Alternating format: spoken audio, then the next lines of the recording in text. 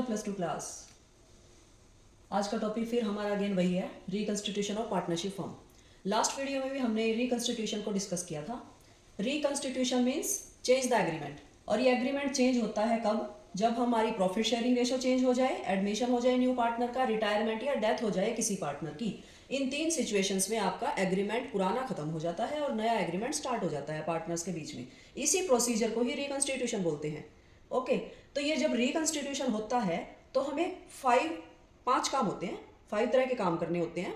वो 5 काम आपके सामने देखो, ये है। आपको यही 5 काम इस चैप्टर में भी करने हैं, इसमें भी करने हैं और इसमें भी यही करने हैं। रिपीट, कोई फार्मूला चेंज नहीं है, किसी भी प्रकार का मेथड चेंज नहीं है। इन 5 में से फर्स्ट जो आपका काम है कैलकुलेशन ऑफ रेशो, इसके ऊपर मैंने सेपरेट एक अलग वीडियो बनाया हुआ है डिटेल में, जहाँ पे आपको रेशो कैलकुलेट करनी बताई गई है। आप वहाँ से जाके देख सकते हैं। लास्ट वीडियो में मैंने ट्रीटमेंट ऑफ गुडविल के बारे में आपको बताया था कि गुडविल को कैसे ट्रीट किया जाता है, मीन्स क्या जर्नल एंट्री बनती है, एडमिशन में क्या बनेगी, रिटायरमेंट में क्या बनेगी और चेंज इन पीएसआर में क्या बनेगी। आज का हमारा टॉपिक है इस वीडियो में treatment of reserves and accumulated profit, यानी कि थर्ड काम जो है हमारा। अब इस थर्ड काम को करते हैं कि रिजर्व्स और ट्रीटमेंट को किस तरह से ट्रीट किया जाएगा, मीन्स इनकी भी क्या जर्नल एंट्री बनेगी। आपको क्वेश्चन में इस तरह से बैलेंस शीट गिवन होगी और इस बैलेंस शीट की लाइबिलिटीज एंड एसेट साइड में कुछ ऐसी आइटम्स मिलेगी जिनको आपको आइडेंटिफाई करना है। अगर आपको इनमें से कोई भी नाम अगर मिल जाते हैं तो उसकी सिंपल एक जर्नल एंट्री बना दीजिएगा और कुछ भी नहीं करना है इसमें। जैसे लाइबिलिटी साइड में क्या गिवन मिलेगा आपको, जनरल रिजर्व अगर मिल जाए, रिजर्व फंड मिल जाए, रिजर्व फंड्स मिल जाए, प्रॉफिट एंड लॉस अकाउंट मिल जाए, profit and loss, credit balance.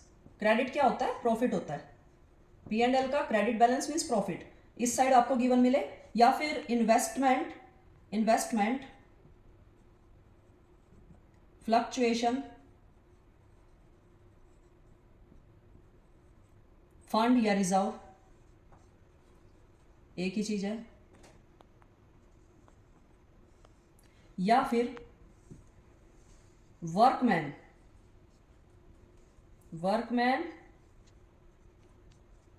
Compensation fund या रिजर्व।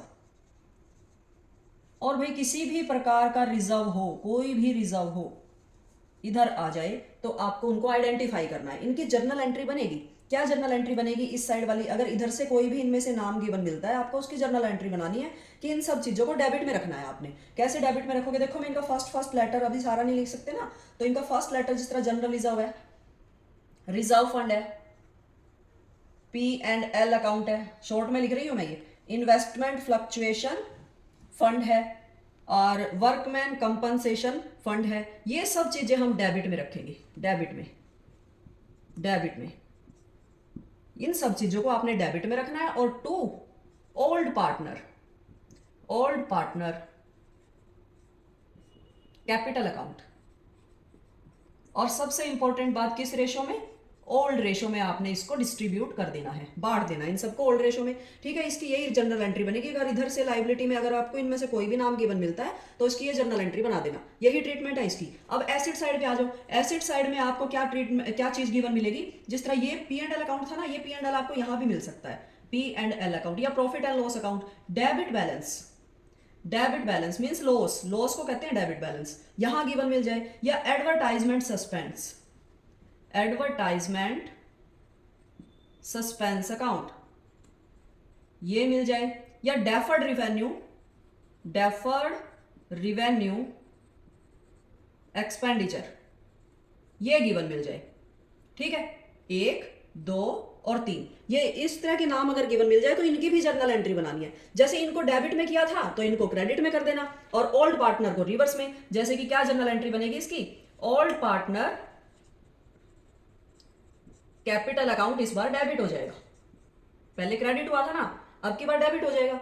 2 यही सारे नाम, जैसे P&L अकाउंट, और क्या था, और 2 एडवर्टाइजमेंट सस्पेंस अकाउंट, और 2 डेफर्ड रिवेन्यू एक्सपेंडिचर अकाउंट। ये इस तरह से क्रेडिट में आ जाएंगे और किस में? ओल्ड रेशो में।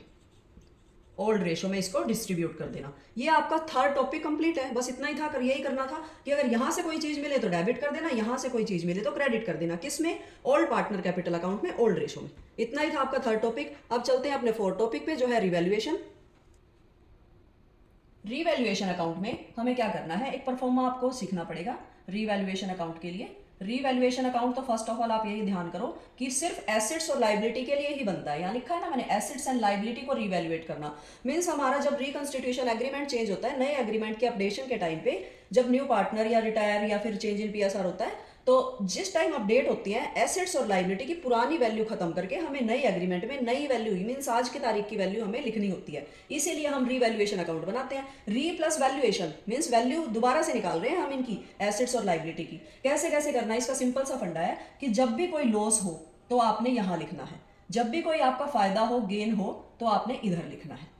और एसेट्स और लाइबिलिटी से रिलेटेड लॉस और गेन कब कब होता है देखना, जब कोई भी एसेट्स कम हो जाती है, मीन्स डिक्रीज, तो फिर आप यहां लिखोगे डेबिट में। कोई भी लाइबिलिटीज आपकी इंक्रीज हो जाती है, इंक्रीज, तो आप यहां लिखोगे डेबिट में। दोनों सिचुएशन में लॉस ही है ना हमारा।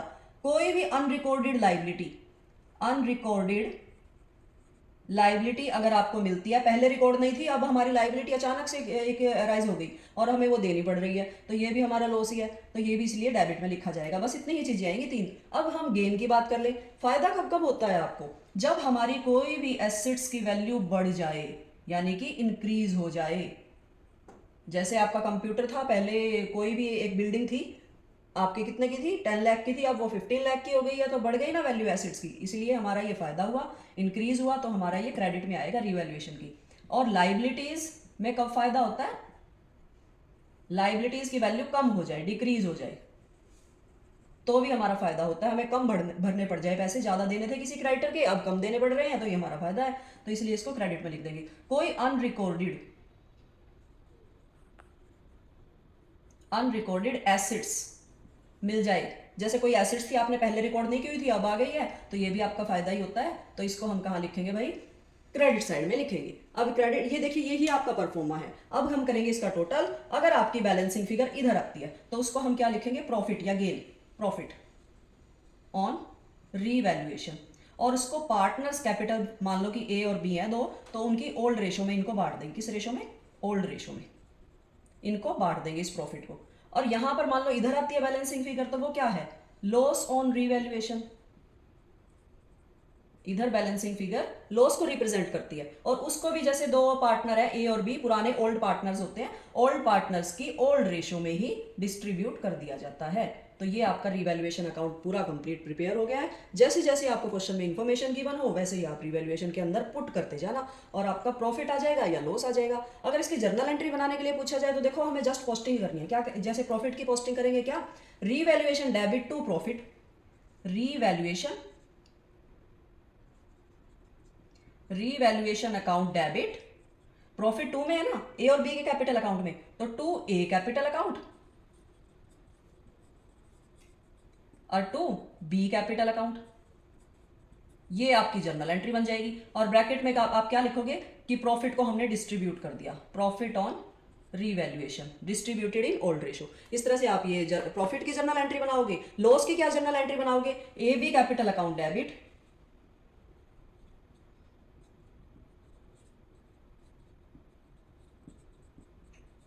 दोनों को इस बार डेबिट कर देना है, और टू रिवैल्यूएशन, उल्टी हो जाएगी ये आपकी जर्नल एंट्री। और किस रेशो में, ये भी ओल्ड रेशो में। क्या है ये, लॉस को डिस्ट्रीब्यूट किया गया है। ओके, तो ये आपका रिवैल्यूएशन का पूरा परफॉर्मा था। अब एक लास्ट टॉपिक है आपका एडजस्टमेंट। एडजस्टमेंट में आपने क्या करना है, adjustment of capital two type से आप कैलकुलेट कर सकते हो। व्हेन पार्टनर, न्यू पार्टनर या जाने वाला पार्टनर है, पार्टनर, आप पार्टनर ही करो यहां पर, पार्टनर कैपिटल इज गिवन, और व्हेन पार्टनर्स, आने वाला या जाने वाला, न्यू पार्टनर या रिटायरिंग पार्टनर। इस चैप्टर में तो न्यू पार्टनर हो जाएगा, इस चैप्टर में रिटायरिंग पार्टनर हो जाएगा। Capital is not given. जब आपको कैपिटल गिवन हो और कैपिटल गिवन ना हो, दो सिचुएशंस में आप एडजस्टमेंट ऑफ कैपिटल निकालोगे। कैसे निकालने? जब कैपिटल गिवन होती है तो फिर आप क्या करोगे, लास्ट एडजस्टमेंट का लास्ट पॉइंट में आपको ये जरूर कह रखा होगा कि जो न्यू पार्टनर आया उसके बेस पे पुराने पार्टनरों के कैपिटल को मंगाकर, यानी कि bring in and give them, ये मंगाकर या देकर उस कैपिटल को एडजस्ट कर लिया जाए। इस तरह की वर्डिंग्स, इस तरह की लाइंस गिवन होगी, लास्ट पॉइंट से पता चलेगा आपको। और जब कैपिटल गिवन नहीं होती, पार्टनर की, न्यू पार्टनर की कैपिटल गिवन नहीं होती, तो आपको जिस तरह प्रोपोर्शनेट, इस तरह के वर्ड्स गिवन मिलेंगे। ओके, तो ये देख के आप समझ जाना कि हमने कैपिटल को एडजस्ट करना है। इसका कोई फर्क नहीं पड़ना, रीवैल्यूएशन एज इट इज बनेगा। कैपिटल अकाउंट जब बनाओगे तो कैपिटल अकाउंट में लास्ट में आपको क्या करना है, बैलेंस बीडी और बैलेंस सीडी का डिफरेंस निकाल देना है, जिससे आपको पता चलेगा किससे कितना मंगाया जाएगा और किसको कितना दिया जाएगा। ये इतना ज़्यादा डिफिकल्ट टॉपिक नहीं है, इजी सा टॉपिक है, तो आप इसके क्वेश्चन जरूर ट्राई कीजिएगा। ऐसे आपके देखना 5 टॉपिक कंप्लीट हो गए हैं। मीन्स आपका फर्स्ट बुक का कंप्लीट पोर्शन हो गया है, पार्टनरशिप कंप्लीट हो गई है। चेंज इन पीएसआर, एडमिशन और रिटायरमेंट के 5 टॉपिक हमने कंप्लीट कर लिए 2 वीडियो में। तो आप वहां से जाकर आप वीडियो में देख के आप अपने क्वेश्चन सॉल्व कीजिएगा और इसके रिवीजन जरूर कीजिएगा। Okay, thank you.